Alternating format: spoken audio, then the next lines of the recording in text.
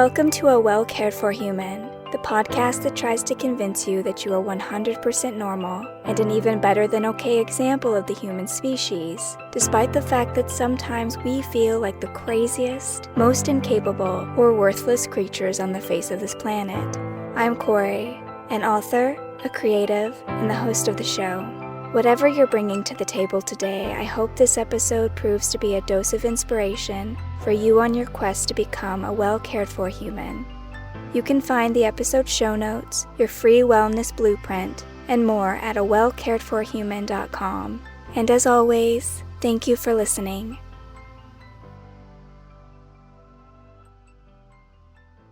Hello humans, it's your host Corey, and today I want to talk about gratitude. And I'll start off by being very honest that early in my healing adventure when something terrible would happen, like my mom ending up in jail, or being bullied, or wrecking my car, or getting dumped, really any crisis, pick a crisis, often very well-meaning people would say something like, look on the bright side, or count your blessings, or be grateful that X, Y, or Z didn't happen. And essentially what they were trying to tell me is to be grateful. Something terrible happens, and it's, Corey, you should be grateful. The only problem is that it's really hard to be grateful when you're in a lot of pain. When the world is really dark and grim, it can feel downright impossible to look at the bright side. And sure, I can recognize that I wasn't born in the slums of India. I have a fully functioning body, decent health. I'm not homeless. Of course, I can look at the state of the world, do the math, and realize I could have been born in far dire circumstances. As bad as things were, they could have been a lot worse for me. But when you're in pain, you don't want to hear be grateful. When your heart is broken, when your life is falling apart, when you're frustrated with where you are or who you are, be grateful just sounds like another one of those toxic positivity platitudes that people like to throw around in order to smooth things over. And that's how I felt for a very long time. However, my feelings have since changed. Now I believe that there are many practical benefits to working with gratitude. If we treat gratitude like a skill, as a habit, we can view it as something to get good at with practice, and then it becomes a superpower. I also hold the position that gratitude is just another word for happiness. The more comfortable I am being grateful, the more comfortable I am with being happy. Gratitude is a good counterbalance for negative habits like catastrophizing, which I talked about before, and the tendency to expect the worst, or negative habits like worrying, which we develop to keep ourselves safe.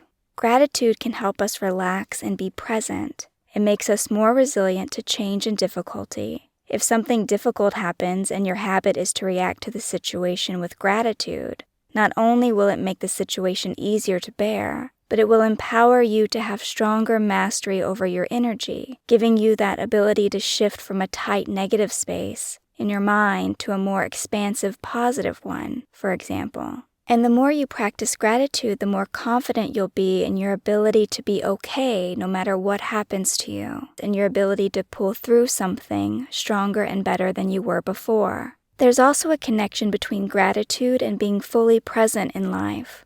When we worry or stress or obsess about how things aren't the way they should be, we're usually living in the future. Or if we're struggling with regrets or guilt, then we're living in the past. But gratitude keeps us in the present. And we can really only solve our problems when we are in the present moment, with those problems. Joy also exists in the present moment. So we could also say that gratitude is a gateway to joy. In fact, it's not so different from the happiness advantage that I mentioned in an earlier episode when I talked about Sean Aker's Happiness TED Talk. I'll put the link to that video in the episode description if you want to revisit it again. But in short, what he says is, quote, it's not necessarily reality that shapes us, but the lens through which your brain views the world that shapes your reality. And here's what I mean by that. My best example of how having a grateful lens is a superpower and how it gives you a wonderful advantage in dealing with life. If you've listened to the Who Killed My Mother podcast, then you already know the story of my mother's death. You know why I believe she was murdered. You know who I think did it and why he did it. So I won't recount the entire story here, but I will focus instead on what happened after. Because my mother died under mysterious circumstances, I wanted answers. I needed to understand this bizarre, life-shattering event. So I started digging. I didn't just comb through the evidence, the property records, the health records, the autopsy, and so on. And I didn't just speak to the detective and the medical examiner. I also spoke to the people who knew her in her past. And through those interviews, I learned more about my mother, and I came to understand her mental illness and everything that happened to her, and why our relationship was the way it was, why things had been so difficult between us. If my mother had died peacefully in her sleep 10 or 20 years down the road, I don't believe that I would have been so desperate for answers and resolution. But because she died the way she died, and because I needed answers, I couldn't stop until I got them. Before my mother's death, I had a lot of pain because of our relationship. When I was younger and at her mercy because she was my caregiver, I was directly affected by everything she did or didn't do. Every time she got drunk or did drugs, every time she got arrested or disappeared or beat someone up, every time she didn't show up for something. And then when I got older, even after I decided to choose myself to break out of our codependent cycles and remove myself from the situation, there was still so much heartbreak. Because even after I distanced myself, it was still really hard to watch someone I loved try to destroy herself on every level, mentally, physically, psychologically. And I hated how helpless I felt. The worst of it being the day that I got the phone call to come to Vanderbilt Hospital because they didn't know if my mother was going to live through the night. And so I show up, I go into this dark room to see her, and she's got her head wrapped in a gauze, and a drain in the side of her skull that keeps the blood from drowning her and killing her, and she can't even speak. And all of this is because her brother tried to cave her skull in with a glass ashtray. And then there's a couple weeks later when I'm shaving the last of her beautiful blonde hair off in the bathroom at the rehabilitation center, and I have a million of these terrible, heart-wrenching experiences with her. And every single one of those experiences felt personal. Every time something happened, every time my mother chose drugs or alcohol or self-destruction instead of choosing to be my mom, instead of choosing to be there for me, it left me with a lot of hurt. But because she died the way she died, and because it drove me to start hunting for answers, I was able to learn things about my mother that totally changed how I saw her, that totally changed my understanding of her life, of her experiences. I was able to contextualize her in a way and see her more clearly than I ever had before. It completely rewrote my history with her. This newfound understanding changed everything. All the hurt that I had been carrying in my heart for so long disappeared, and I was able to make this hurt disappear because I had, at this point, developed enough of a gratitude ability, enough of a skill level with gratitude. Because gratitude really is just a habit that we can develop with time and patience and practice.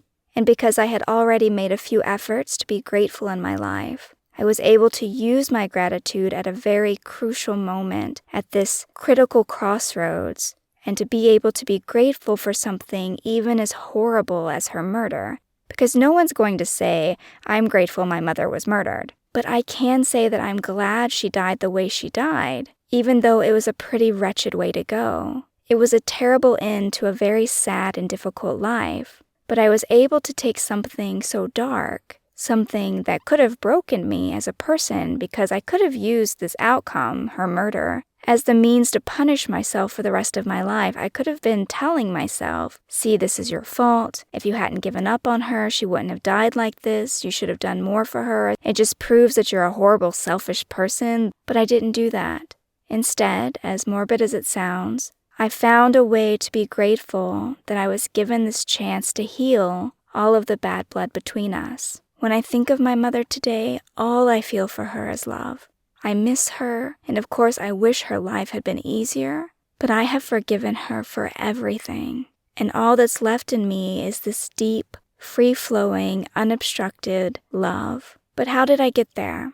How did I develop enough skill, enough of a gratitude habit, that I was able to use it at such a difficult time in my life? And before I break it down, let me just say that no one needs to perfect gratitude. For you perfectionists out there, This is not a challenge to go out there and become the best person at doing gratitude ever. I am not grateful all of the time. Even after this transformative experience, I still have emotions. Emotions still have energy to them, and they have a current, and I can get just as wrapped up and swept away by my feelings and thoughts as anybody else. You don't have to be perfect. You just have to practice it enough that you can reach a certain threshold so that, like me, when you catch yourself being ungrateful, you know how to bring yourself back. It's a muscle that I know how to work now, and all it took for me to develop that muscle was commitment and practice. And that's why I like that it's called a gratitude practice, because that feels really honest and accurate to me. It is something that you practice. So what does a gratitude practice look like? What are the things that helped me to develop a habit of gratitude? I've got 5 suggestions. Of course, number 1 is meditation.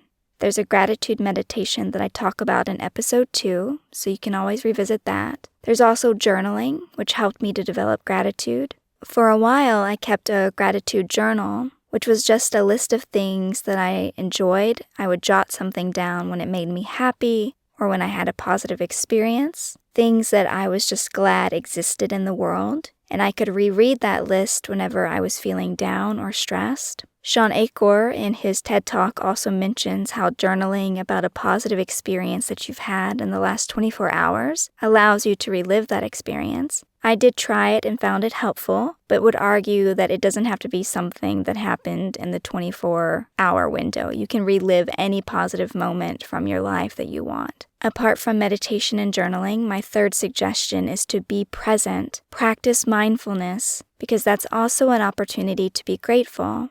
Enjoy that meal you're eating. Really taste it. Be glad that you have it. Be present in your body. If your body doesn't hurt you that day, be glad your body isn't giving you trouble, that it isn't giving you grief. Touch your body and be glad you have a body. And I'm not saying you have to get freaky here. I'm just saying that if you place your hand over your heart and you feel your heart beating, think, I'm here. I am alive. By some cosmic chance, I am on a rock hurling through space into oblivion, which is kind of amazing when you think about it. And I get to have this experience, this human experience. And it's a temporary experience. We are not here for very long. We are the smallest of blips on the radar of time. And if I can enjoy this life, this fluke of a passing dream, it starts to feel a little bit magical if I just take all the pressure off of myself. So just be present with yourself and be glad for even the small moments that are happening for you, that are unfolding. It doesn't have to be anything grand. Number 4 is affirmations, which are also a great way to express gratitude. Only you will know what words mean anything to you, words that you will say that will make you feel that connected, expansive feeling, like a peace and joy feeling. But a few that I've used in the past that were helpful was, I am so grateful for my body. I am so grateful for this new day, which I would say in the morning, or before bed I might say, I'm so grateful for this chance to rest. And you can just kind of wander around your day saying things that you're grateful for. I am so grateful for this comfy chair. I am so grateful for this delicious orange. I am so grateful for the fact that it's sunshine and a blue sky today and not thunderstorms and rain. Or maybe I'm so grateful it's raining today. Whatever you want to do, it's up to you. But usually I end up saying I'm grateful for whatever it is I'm struggling to be grateful for. I usually have an affirmation for that. So when I didn't love my body, right, when I would look at it in the mirror and I hated everything about it, I would tell myself, I am so grateful for this body. And I just kept saying it until it became true. Another powerful affirmation that I really like, it's going to sound strange, but it was, this is it. That's the whole affirmation. 3 words. This is it. Which I know sounds weird, but when I say this is it, I get this strong sensation of presence, of satisfaction. Somehow it connects me to the idea that I don't need to do anything else. I don't need to push and strive and struggle. I'm enough, just as I am. This moment is exactly what I've been working for, and I'm finally here. I'm right where I need to be. This is everything I need. This is it. This is it. And I just feel really good when I say it. So find whatever words resonate with you, whatever comes up for you, and you'll know you have the right words when you say them because you'll feel something in your body. So go with that. And lastly, number 5, my suggestion is to say thank you. Saying thank you is an amazing practice. Whenever I spend money or pay a bill, instead of being like, oh my God, I'm so broke, I say thank you to my money in order to be grateful that I can pay my bills. When I see people in the street or in their cars, I say thank you for being here. When someone does something nice, of course I thank them. Or when things go my way, again, I try to say thank you. But it's also important to say thank you whenever less than desirable outcomes happen. For example, consider Ariana Grande's Thank You Next song, in which she thanks all of her exes, even though those relationships didn't work out. And that makes sense because sometimes our most painful experiences have the most to teach us. They make us stronger, they make us more loving and healthy and compassionate and open-hearted. And so we can be grateful and thankful for those experiences. We can say thank you. We can do a kind of metaphorical bow to those moments in our lives. And in connection to that, there's a Buddhist parable that I like about a Zen master, Sono, who taught her students one thing, and that was to say, thank you for everything, I have no complaints whatsoever. And to say that affirmation in every circumstance, no matter if what we encounter is positive or negative, if we have a habit of saying, thank you for everything, we will find peace and healing. So that's it for this week. I really hope this episode was helpful and that you found something useful, and I'll be back next week to talk about boundaries and why saying no is actually a wonderful form of self-care.